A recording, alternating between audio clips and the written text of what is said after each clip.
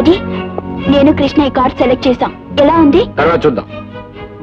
రాజయ్య బాబు, అనాథైన కృష్ణను ఇంత ఆప్యాయంగా పెంచి పెద్ద చేసినందుకు నేను అభినందించవలసిందే.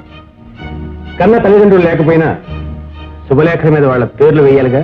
ఏమయ్యా, కృష్ణ తల్లిదండ్రులు ఇద్దరు మరణించారా? అది కాదు బాబు గారు, తల్లి బ్రతికే ఉంది కదా బాబు. అది పేరు పార్వతమ్మేగా? అవును బాబు. తండ్రి పేరు పాపారావు కదా? అవును బాబు. భర్తను చంపిన పాపిష్టాలేగా ఆ పార్వతమ్మ? పరాయి మగవాడితో సంబంధం పెట్టుకున్న నీచురాలేగా ఆ పార్వతమ్మ? ఆ హంతకురాలు కొడుకేగా ఈ కృష్ణ? చెప్పు బాబు. తాత,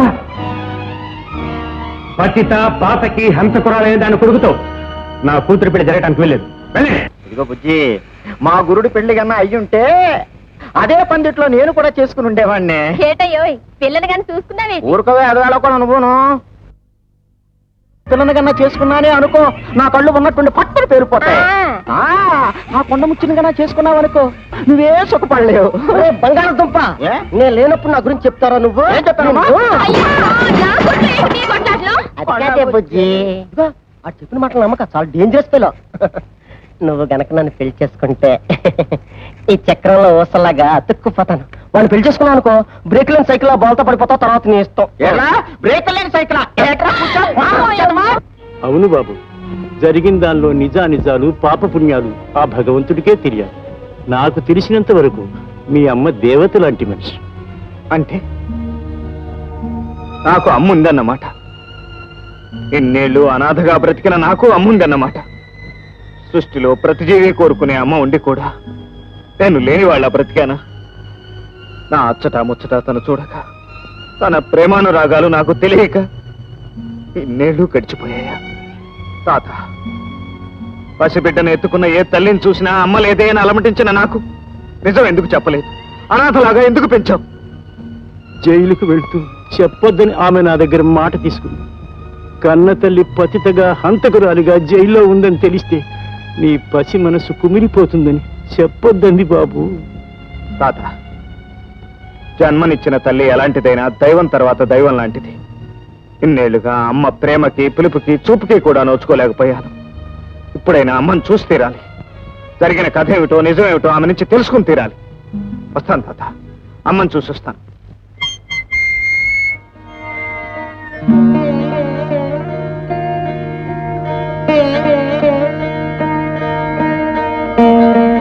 ఎవరు బాబు నువ్వు?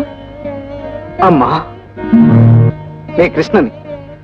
ఊహ తెలియని రోజుల్లోనే నీకు దూరమై రాజయ్య తాత చేతుల్లో పెరిగిన నీ బిడ్డనమ్మా. బాబు కృష్ణ, నువ్వా? అవునమ్మా, నేనే. ఏమిటమ్మా ఇది? అసలు నువ్వు ఉన్నట్టు నాకెందుకు తెలియనివ్వలేదు?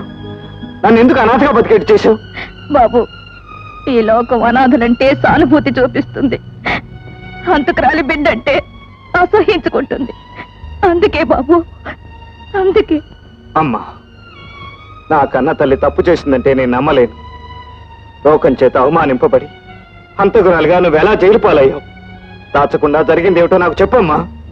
చెబుతా బాబు. ప్రపంచం దృష్టిలో పతితగా పాపాత్మురాలిగా ముద్రపడ్డా కన్న కొడుకు కళ్ళ ముందు ఆ నిందతో నిలవలేను. అందుకే చెబుతాను బాబు. చాలా ఏళ్ల క్రితం నువ్వు పసివాడుగా ఉన్న రోజుల్లో దేవి ఫ్యాక్టరీ యజమాని రఘుపతి గారింట్లో నేను ఆయాగా, మీ నాన్నగారు గుమస్తాగా పనిచేస్తుండేవాళ్ళం. ఏ పండుగ వచ్చినా నన్ను మీ నాన్నగారిని పిలిచి ఆప్యాయంగా కొత్త బట్టలు, డబ్బు బహుమతిగా ఇస్తుండేవారు. రఘుపతి గారి దగ్గర పెద్ద మేనేజర్గా బాబులాల్, చిన్న మేనేజర్గా గోవిందరావు అనేవాళ్ళు పనిచేసేవారు. వాళ్ళిద్దరి మీద నాకు మీ నాన్నగారికి సదభిప్రాయం ఉండేది కాదు. ఒకరోజు రాత్రి ఇంకా అయ్యగారు ఇంటికి రాని సమయంలో ఆయన గదిలోంచి ఏదో అలికిడి వినిపించి మీ నాన్నగారు అటికేసి వెళ్ళారు. దొంగ విధవల్లారా, ఆగండ్రా. అయ్యగారు ఉప్పు తింటూ ఆయన కాళ్ళ కింద గోతులు అవుతారా? ఆయన సొమ్ములేదు వచ్చి ఆయన ద్రోహం చేద్దామని చూస్తున్నారా? ఉండండి, ఇప్పుడే వెళ్ళి అయ్యగారితో చెప్పి మళ్ళీ పోలీసులు పట్టే. పోలీసులకు కాదురా, నిన్ను ఇప్పుడే పరలోకానికి పంపిస్తాను. నా భర్త నేనెందుకు తప్పుకుంటాను? నా పసుపు కుంకుమ నేనెందుకు జరుపుకుంటాను? మొదటి సాక్షిగా కాసుల గోవిందరావుని ప్రవేశపెట్టవలసిందిగా కోరుతున్నాను. ఆ కేకలు విని నేను గద్దె దగ్గరికి వెళ్ళాను. లోపల నుంచి బాబులాల్ కంగారుగా పరిగెత్తుకుంటూ వచ్చి మరోవైపు పారిపోయాడు. ఆశ్చర్యంగా లోపలికి చూసిన నాకు పాపారావు భార్యను కొడుతూ ఉండటం, ఆమె గింజుకుంటూ హఠాత్తుగా బల్ల మీద ఉన్న కత్తిని తీసి భర్తను పొడి చేయటం నా కళ్ళారా చూసి దీనికి అంతటికీ కారణం ఒక్కటేనని నేను అనుకుంటున్నాను సార్. కామంతో కళ్ళు మూసుకుపోయి ఈవిడ బాబులతో అక్రమ సంబంధం పెట్టుకోవటమే. ఇంతవరకు వచ్చాక నిజం చెప్పక తప్పడం లేదు. నా నుంచి సుఖాన్ని ఆశించో డబ్బాశించో గాని ఈ పార్వతి నాతో అక్రమ సంబంధం పెట్టుకుంది. ఆమె భర్తకు తెలియకుండా మేము తరచుగా కలుసుకునేవాళ్ళం. ఒకరోజు మేము ఇద్దరం దగ్గరగా ఉండడం ఆమె భర్త కంటబడింది.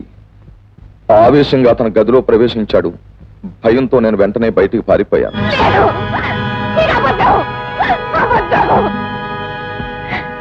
ఆ క్షణంలో ఏ ఆడది భరించలేని ఆ అపనింద భరించి సిగ్గుతో చావుక ఎలా బతికానో నాకే అర్థం కాదు. నా కాళ్ళ కింద భూమి బద్దలై నన్నెందుకు నాశనం చేయలేదో నాకే తెలియదు. కుంకుమ చెరిగిపోయిన నా నుదుటి మీద ఆ పాపిష్టి వాళ్ళు పతితానే గీతలు 10 మంది ముందు గీసేశారు. చేయని నేరానికి కోర్టు నాకు యావజ్జీవ కారాగార శిక్ష విధించింది. బాబు గారు, నిజాన్ని చూడలేక అబద్ధాన్ని నమ్మిన కోర్టులాగే మీరు కూడా నన్ను. పార్వతమ్మ, ఇంతకాలం నువ్వు ఉత్తమురాలవని, ఒక మంచి ఇల్లాలివని నమ్మాను. కానీ స్త్రీ జాతికి అవమానం తీసుకొచ్చి ఇంత దారుణంగా పనిచేస్తావని నేను కల్లో కూడా అనుకోలేదు. సార్, నన్ను మన్నించి. నిన్ను మన్నించడం? ఆ పిచ్చిది పతితగా హంతకురాలుగా మారడానికి కారణం నువ్వే బాబులాల్. నేనే కనుక జడ్జినై ఉంటే నీకు కూడా యావజ్జీవ కారాగార శిక్ష విధించుండేవాడు. నీలాంటి వాళ్ళు నా కళ్ళ ముందు ఉంటూ కూడా నేను భరించలేదు.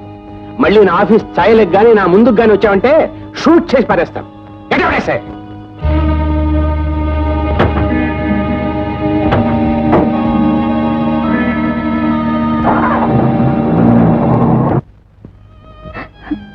అన్నా, రక్త సంబంధం లేకపోయినా ఇన్నేళ్లుగా నన్ను తోబుట్టులా చూసుకున్న నువ్వే ఇక నా బిడ్డ.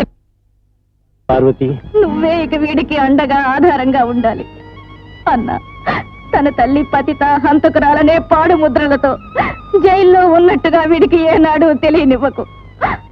హంతకురాలైన అమ్మ ఉందని తెలియడం కంటే అనాథగా బతకడమే మంచిది.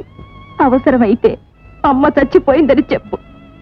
అందుకే నా విషయం వీడికి ఏనాడు చెప్పనని మాటివ్వు అన్నయ్యా. ఆ విధంగా చెయ్యని నేరానికి అన్యాయంగా భర్తను పోగొట్టుకొని బిడ్డకు దూరం అయ్యేలా దిక్కుమాల దానిగా జైల్లో బతుకుతున్నాను బాబు.